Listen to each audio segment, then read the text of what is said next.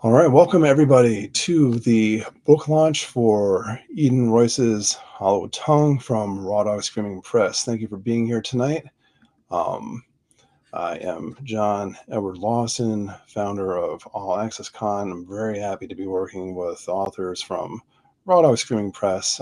We've had them on before and had some absolutely great book launches with them. And while you're here, you can drop questions in the chat or the Q&A tab if you want. I'll be monitoring the chat. If you have any technical problems, let me know, or you can find the troubleshooting guide in the reception area.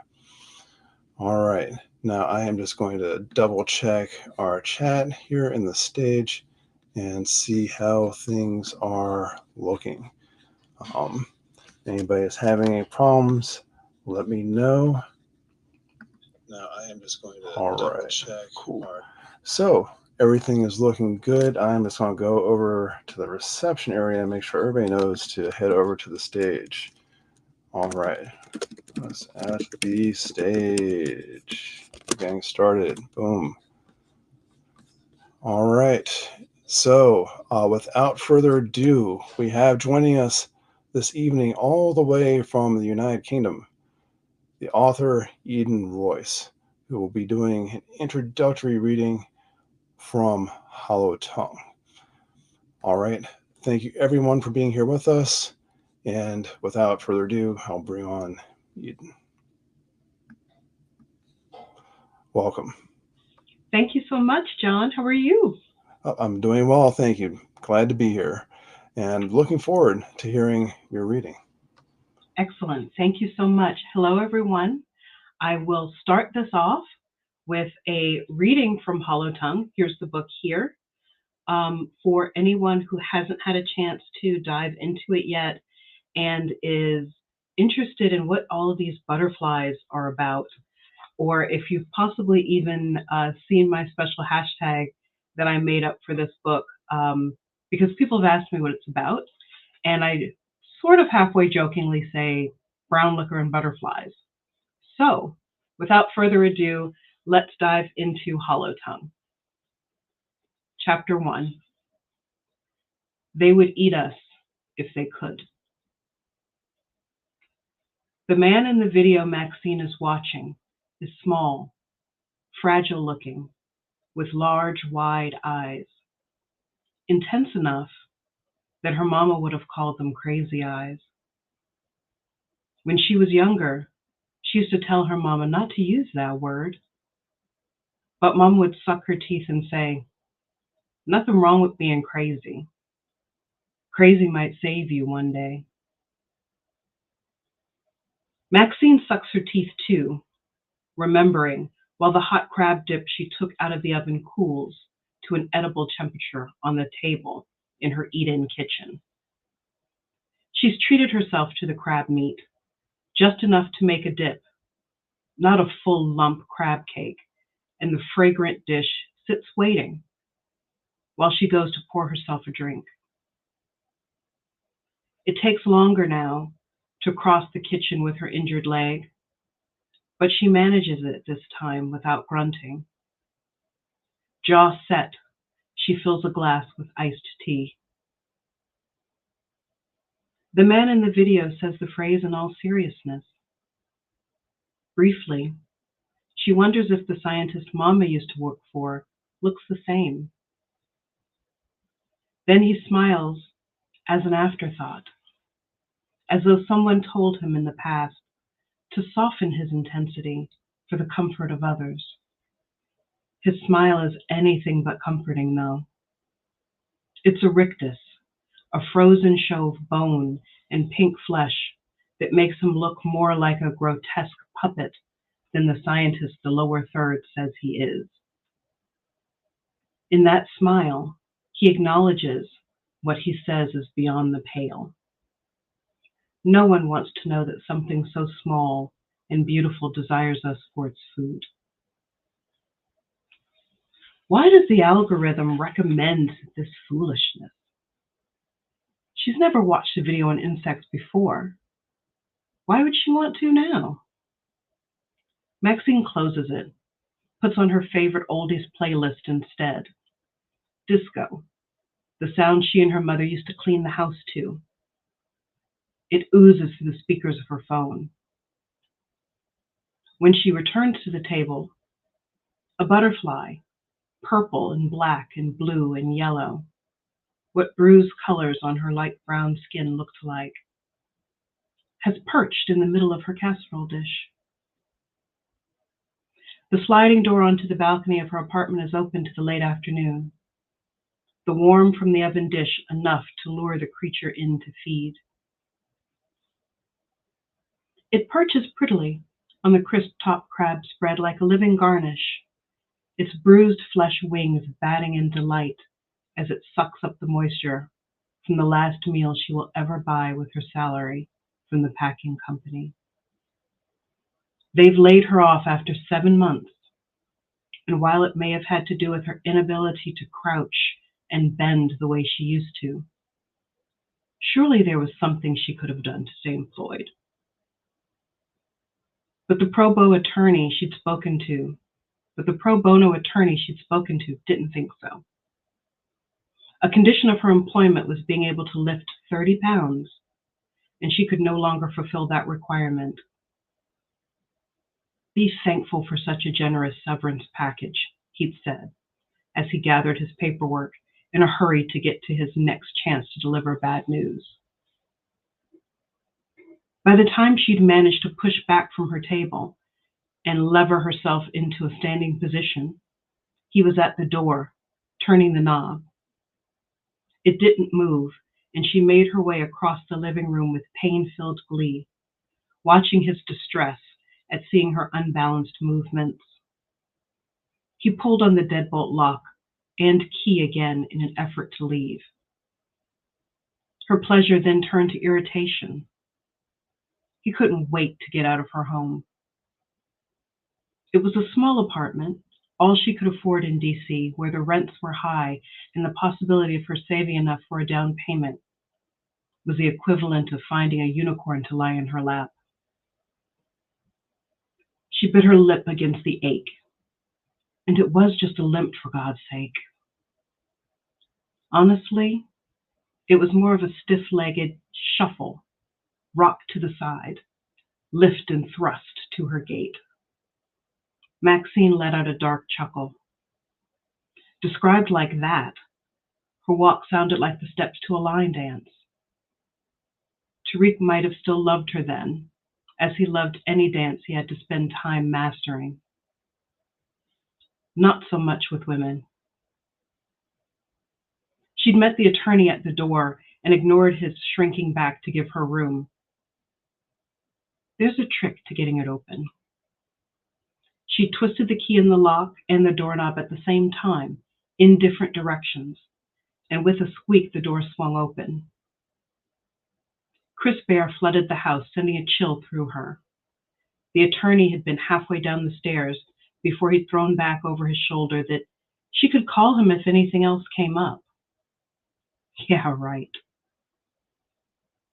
She comes back to the present in a rush, like the jolt when someone slams on the brakes, the seatbelt yanking your body back from certain mutilation.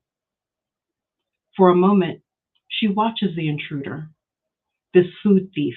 She is stunned at its audacity. She considers filming the phenomenon, but quick movements are alien to her now. Instead, she tries to shoo it away with the mail she'd retrieved earlier, but the butterfly is reluctant to leave its prize. Only when she tries to pick it up in cupped palms does it finally, drunkenly depart the way it had come. Maxine pats the sweat from her brow.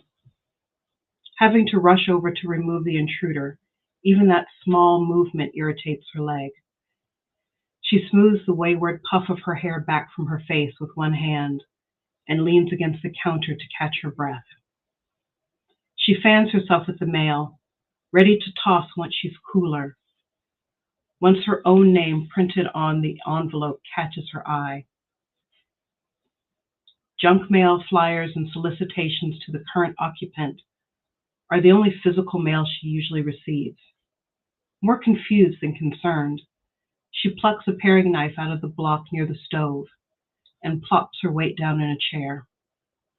The return address is printed on an inexpensive white business-sized envelope in blue ink. True National Bank, P.O. Box 124486, Charleston, South Carolina 29403. A missive from home, then.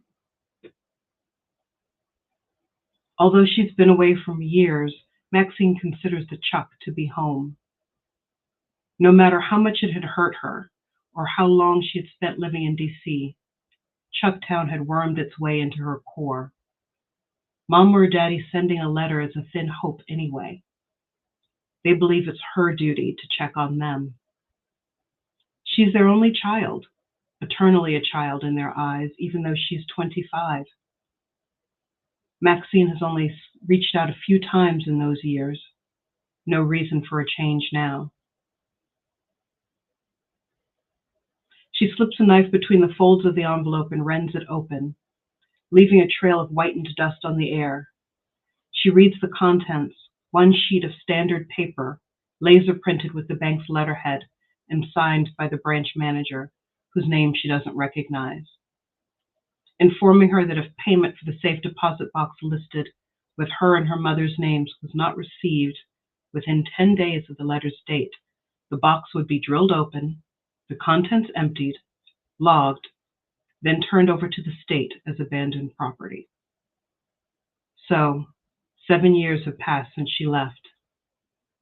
If this letter found her, Maxine knows that means Mama got out. And I'll stop there. I think that was about 3 pages. If we have time a little bit later, we might come back and finish that first chapter. Yes, I think that would be such a treat, Eden. That is wonderful. I'm so happy to join you tonight to chat. So I'm RJ Joseph, and I am very, very honored to have had the chance to acquire this novella. So just a little bit about that whole process. When I saw it in the email box, I was going, oh my gosh, I know this is going to be great. Like, you just know it's going to be great, but then you have no idea just how wonderful it's really going to be. I thought about this story way after I first read it, and I was like, okay, this is one. This is a good thing. This is a great thing. And I think that the biggest thing that stood out to me when I read it was your expert use of language. I'm a sucker for wordplay. So I really enjoyed our whole talk about the title, which I'm hoping that you can talk a little bit with us about. But I'm so happy that we have this, that we have your novella for the line. Thank you for sending it to us. And thank you so much for letting us find a home for it here. It's the perfect spot for it, right? Yes, absolutely. Thank you so much for picking it up. I knew once I saw the call for submission, I thought, okay, no matter what else I have on my plate right now, I know I need to write something for this. And I'm so glad that I did. Yes. Oh my gosh. It is exactly what we were looking for. So we're looking for something that was authentic and a story that only you could tell. So tell us a little bit more about this story that only Eden Royce could tell. How did it come about? How did your idea for it come about?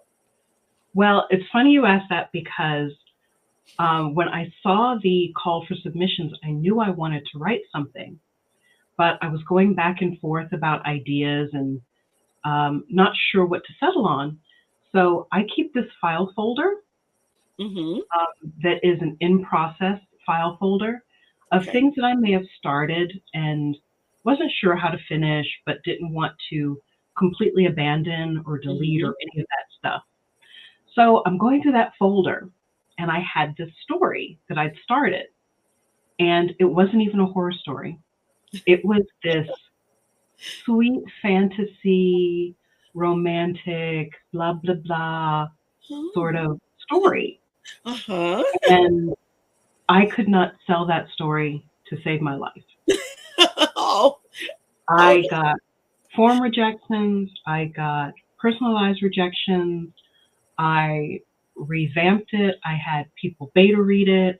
I think I had rewritten the story like 4 or 5 times, and mm-hmm, I still could not get it picked up anywhere. And I thought, well, maybe no one's looking for a sweet fantasy from me. I have mm-hmm. no idea.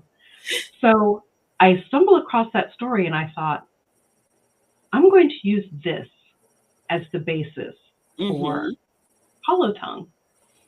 And I said, okay, fine. If y'all don't want a sweet fantasy from me, I'm going to make this story into a horror novella, Mm-hmm. excuse me.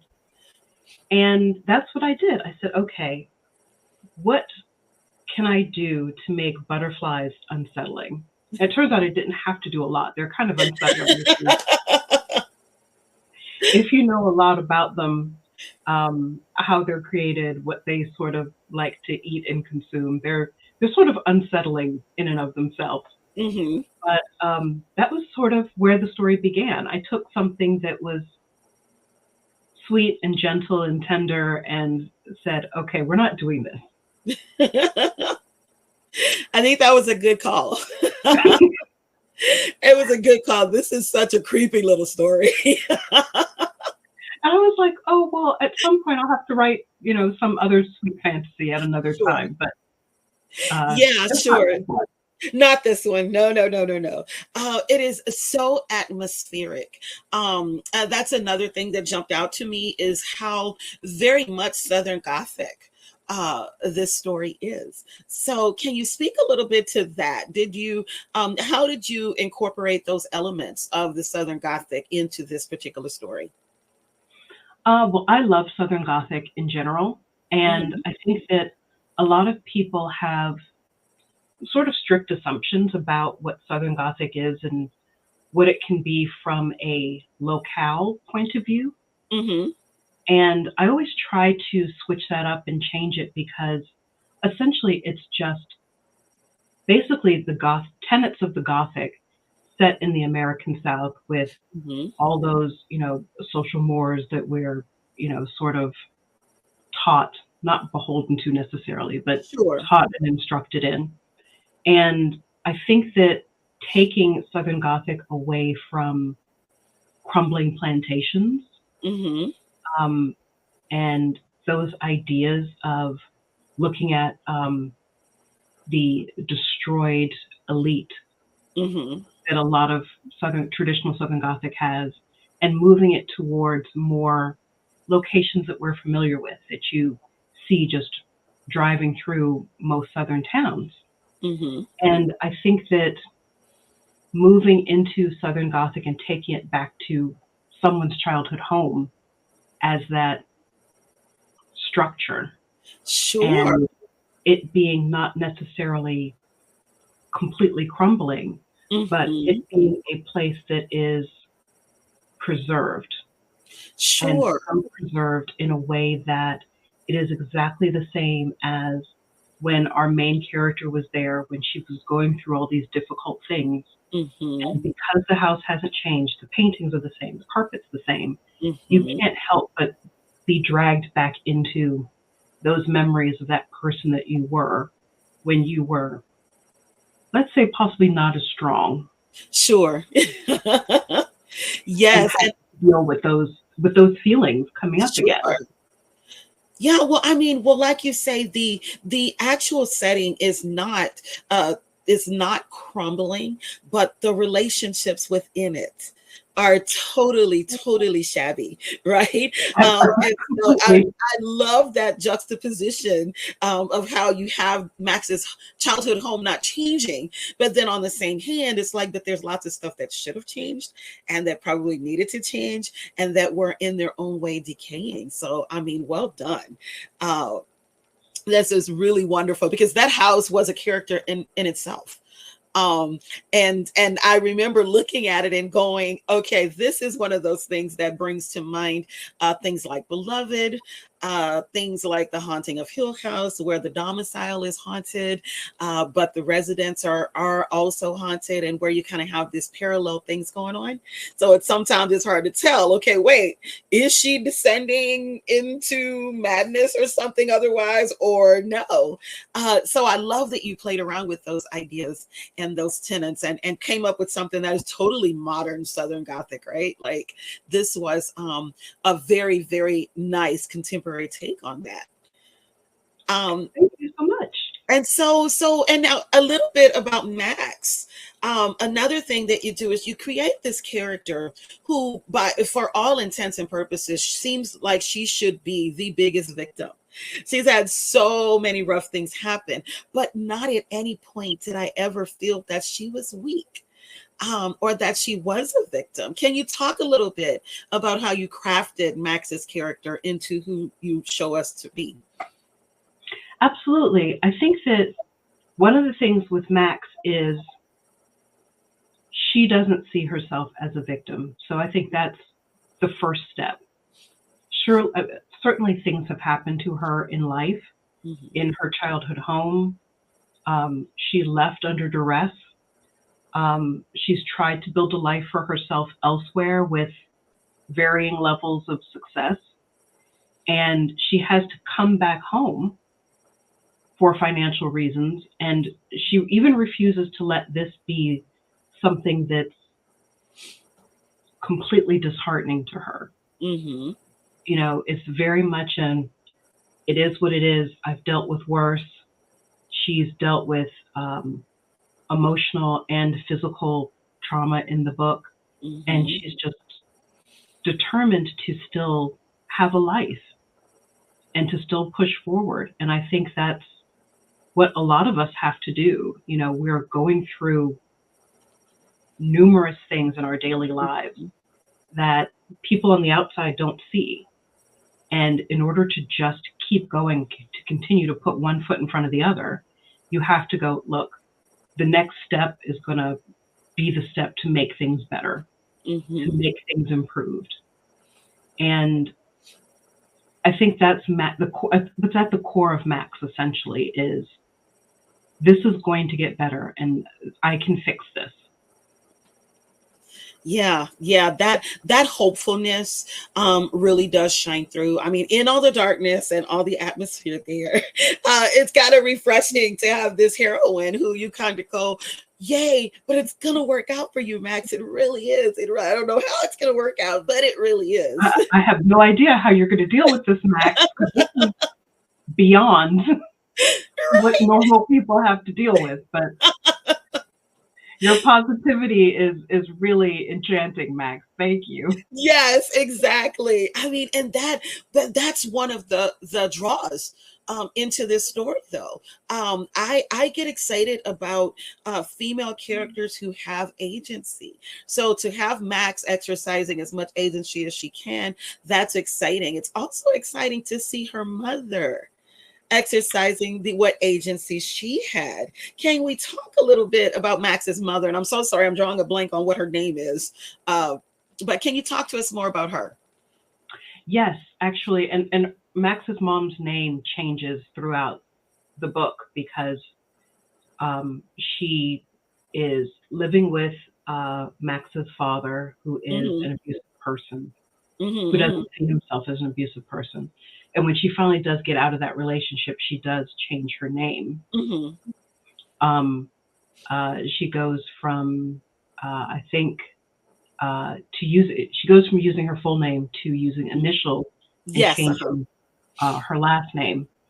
So in addition to that, she has this employer who Max doesn't really remember a lot about. A lot of their correspondence was via the mail or via the phone or whatever have you. She didn't really go into an office. He would send her these pictures and say, will you illustrate this for me? Will you do that for me? And they were always these insect illustrations. So Max remembers sort of seeing her mother do these illustrations and do this design work. But her mother being really reluctant to get out of the existing situation that she's in with her father. And because Max's mom is so focused on Max having a chance, Mm-hmm. she basically gives all of her resources to Max when she gets of age and goes, "You go. Mm-hmm. Both of us can't leave at the same time. You go. You have a life." And Max does reluctantly, but life happens. Mm-hmm. And eventually Max goes, "Well, I haven't heard from her. I'm trying to reach out. I don't hear back. I don't know what's going on." But life gets in the way and Mm-hmm. it's not as easy to get home. And then she finds out that her mother did get out, Mm-hmm. but her mother didn't run to her for help. Uh-huh. Her mother has found a new life. Mm-hmm. And Max doesn't know how to feel about that. Sure. So, so you just ran off and became this other person and you're doing well now? Yeah. I don't know how to feel about that. Why wouldn't you try to get together with me? Why wouldn't you try to see me? What's happening with that? So Mm-hmm. Max is feeling a little bit sort of set adrift in all of this. Yes. Um, but her mother has her own reasons for making the choices that she did. Yeah, well, absolutely. Yes, she started her own new life, and to Max's surprise, looks great. Uh-huh.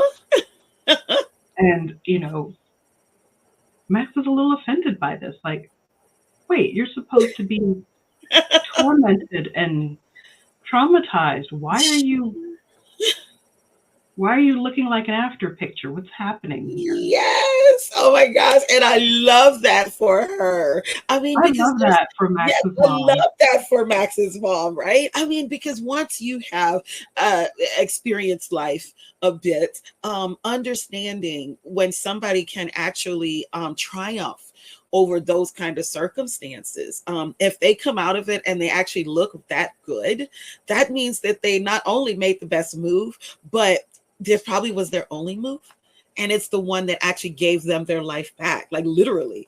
And so, yeah, Absolutely. so Max's mom is living her best life. And I don't Yes. think, yeah, poor Max. I think she's just she's struggling with it because she doesn't understand her own agency at the beginning of the story either, though. I don't think she fully understands her own strength either. And I think that's the case for a lot of us. Mm-hmm.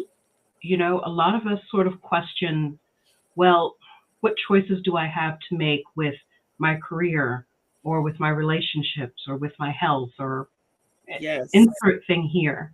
And we probably have a lot more agency than we think we do. We get into ruts and we tend to sort of replay the same things all over again, make the same choices or make similar choices over Yes. and over again. And that's a Yes. big theme in Hollow Tongue of the same thing happening and being presented with the same situation Mm-hmm. over and over again. And here I am back at home.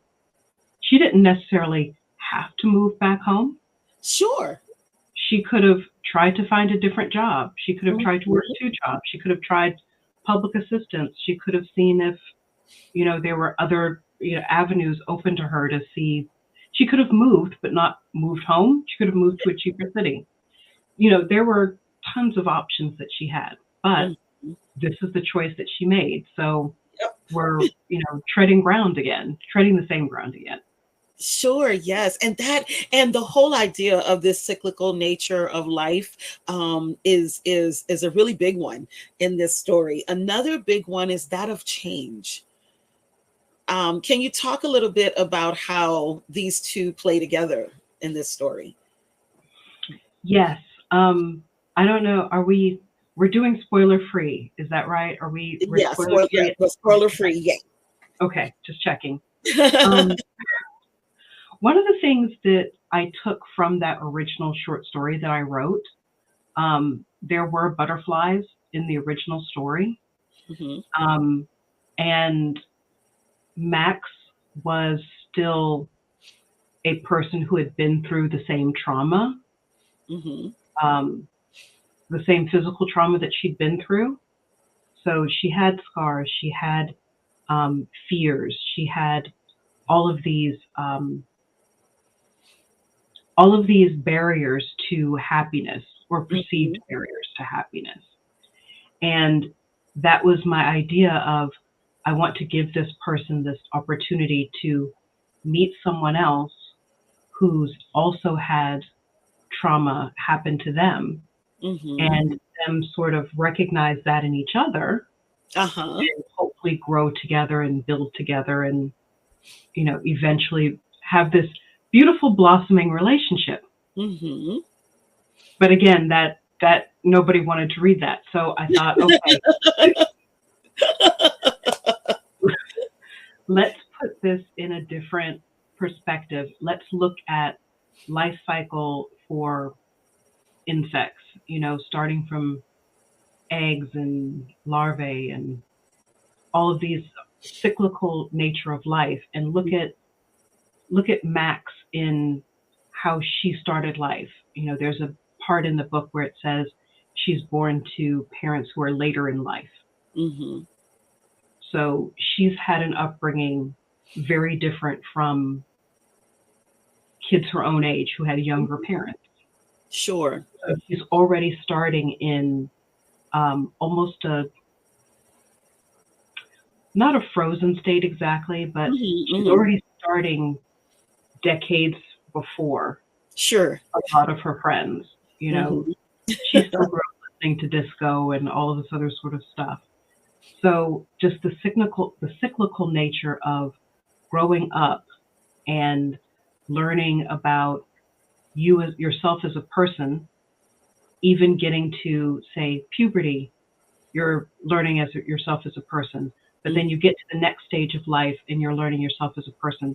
So all of these stages of growing up that Max is going through, she has her egg stage, she has her larval stage, and then she eventually gets to what she perceives as her adult stage, but in reality is probably still, her caterpillar stage.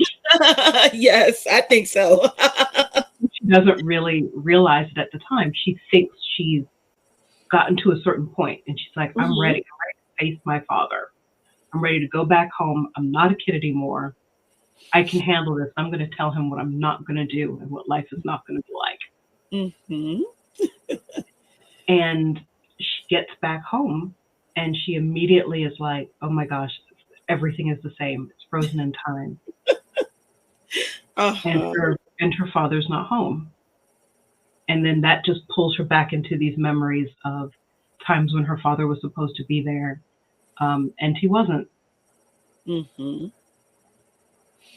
So, and I don't think it's too much of a spoiler that she eventually does interact with her father again, just not in the way she expected to. Yeah. And it was necessary. It was a necessary meeting. And it also spoke a lot to not just the cyclical nature of life and change, but also to those familiar relationships, like woven all throughout, even when her mom and dad and even her mom's employer weren't necessarily on the screen. Their presences were completely felt. So they were such nuanced characters. Like that was a real treat. I remember. Oh, I'm sorry to interrupt, but I was going to say, I remember seeing an interview where the psychologist speaking said one of the hardest things to change in your life is your position within the hierarchy of your family. Yes. Oh my gosh. And yeah, because, when you're the baby of the family, you stay the baby of the family for a long time. Yes. And, even though people marry and have kids and this and that, other people in the family are instructing those new to the family what your position in the family is. Yes. So it's very hard to break out of that position. And I think Maxine thinks that she has done that by moving and living away. But coming back to the house, she finds it's not quite as easy. to break Yeah. out of that, she thought.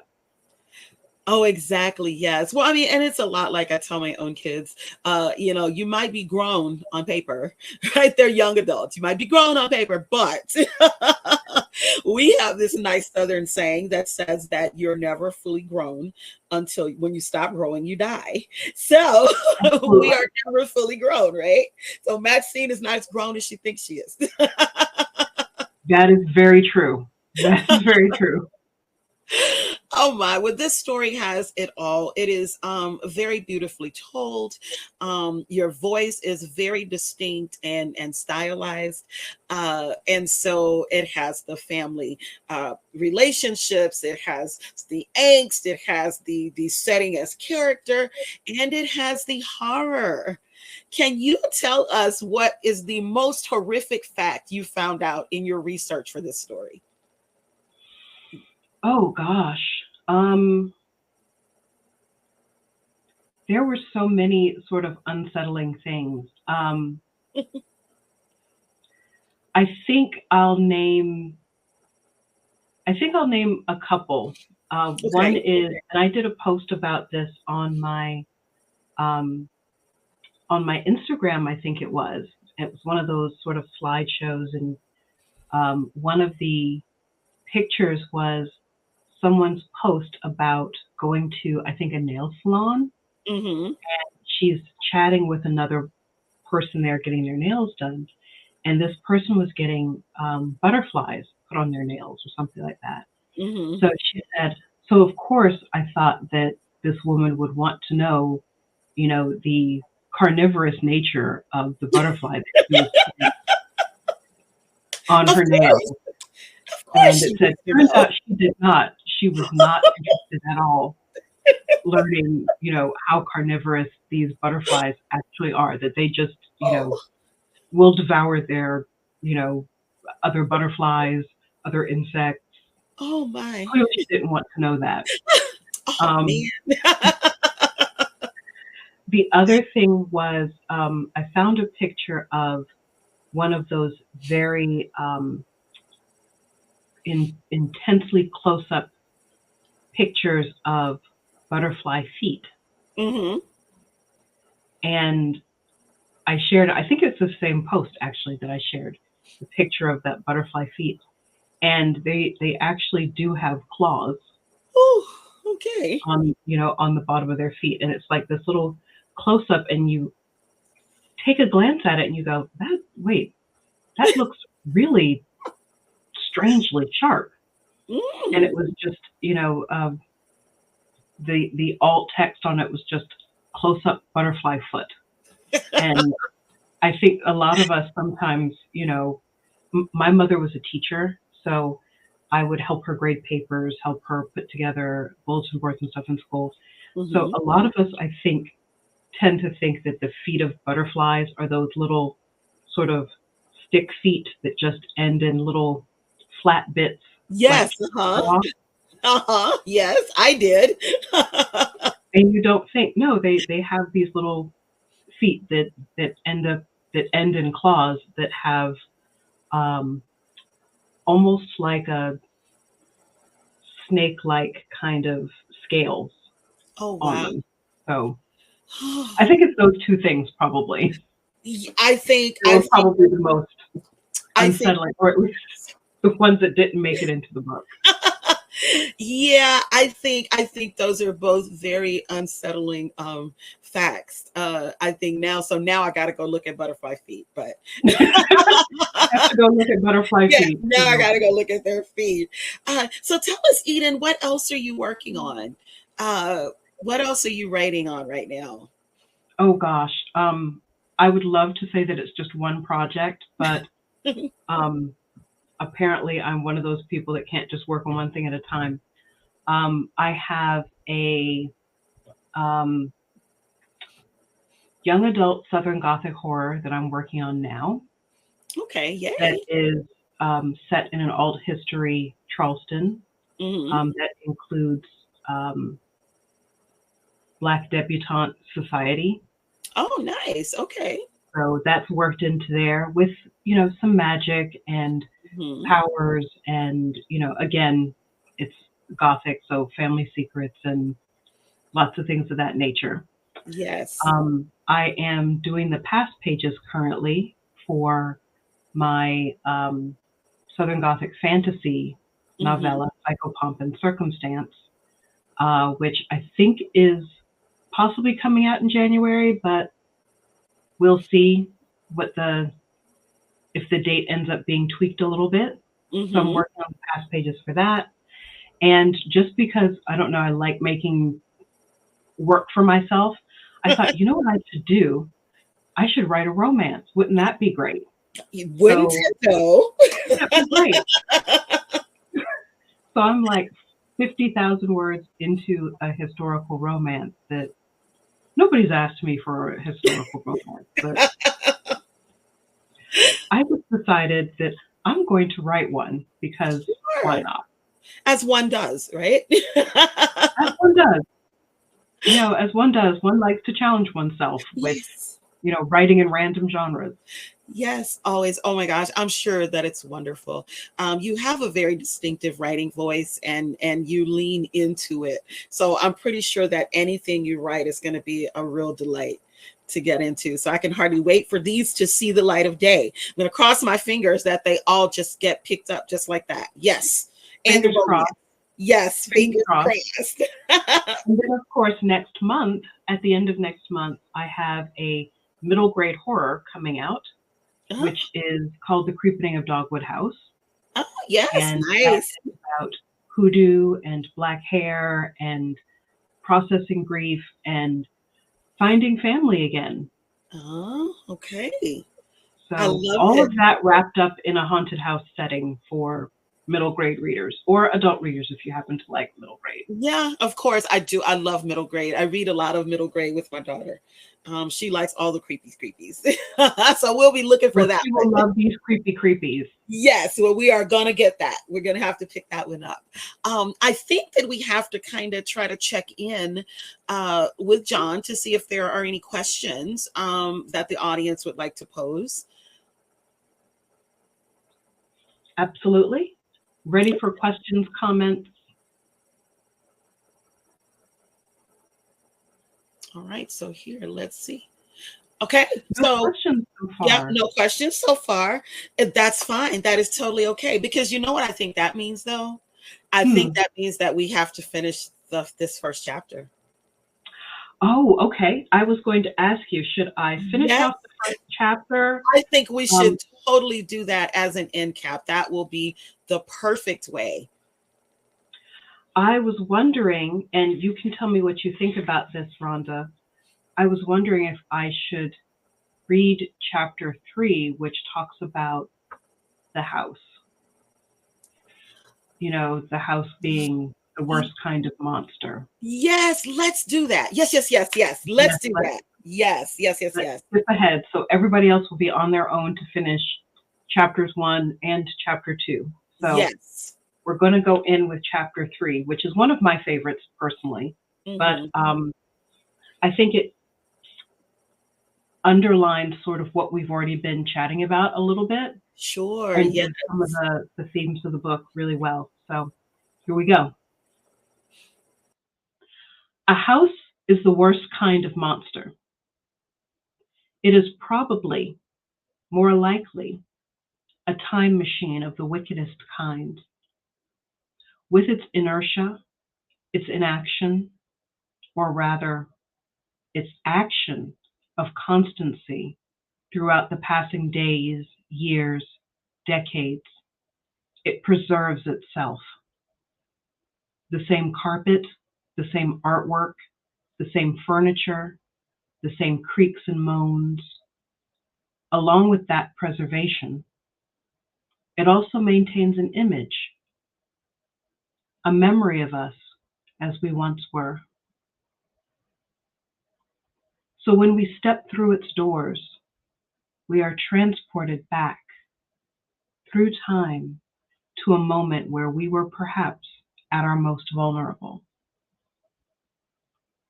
If those moments were days, or years, or decades, were warm, healthy, positive ones, The memory is tender, heart-softening, a little bittersweet hint of nostalgia, a burnt sweet caramel running over the history of our lives.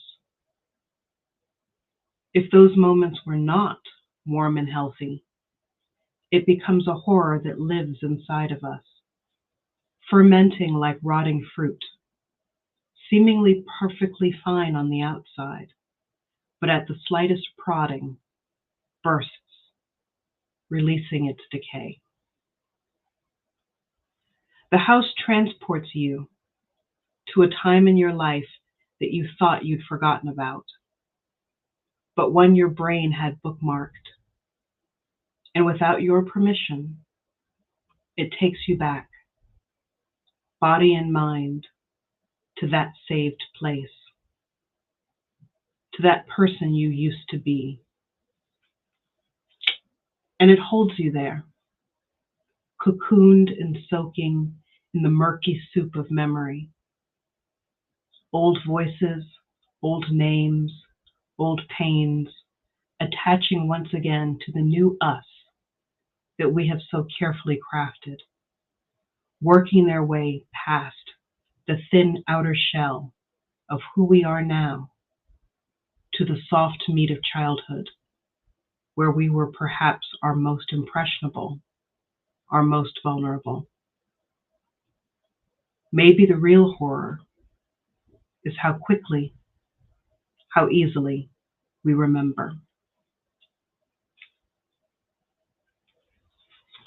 And I think that is essentially a sum up of the themes of Hollow Tongue.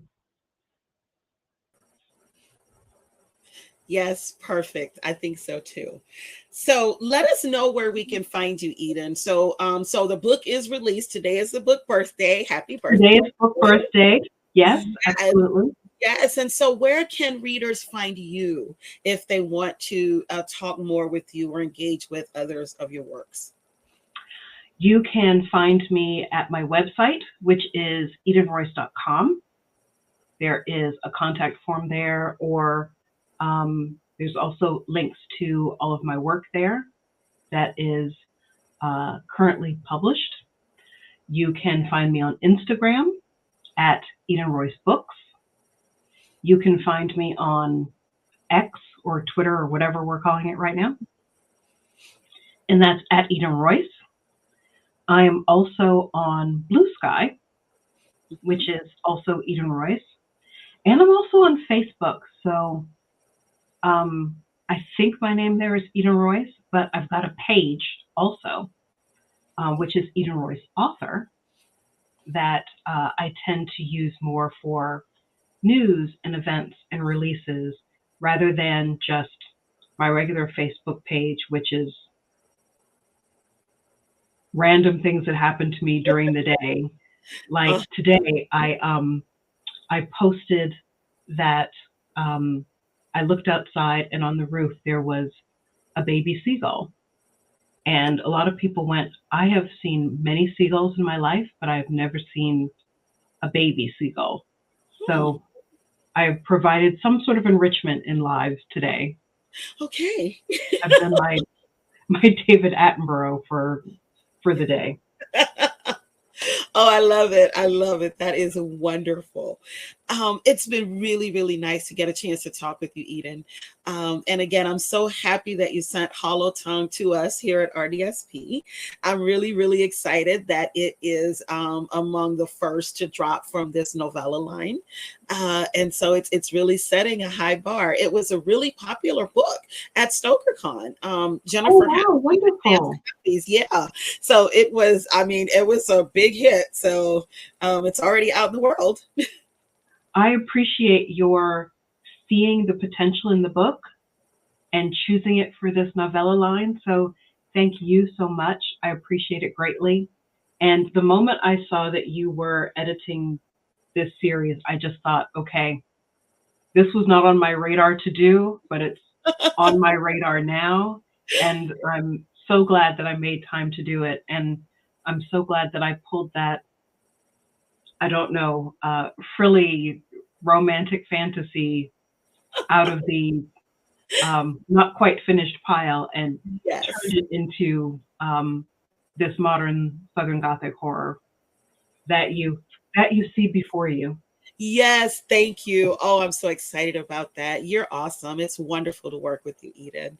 We'll go back to see if there are any questions. And if not, if there still aren't any, then I think we'll bid everyone a good night. Yes, absolutely. It is almost 1 a.m. here, so Yeah.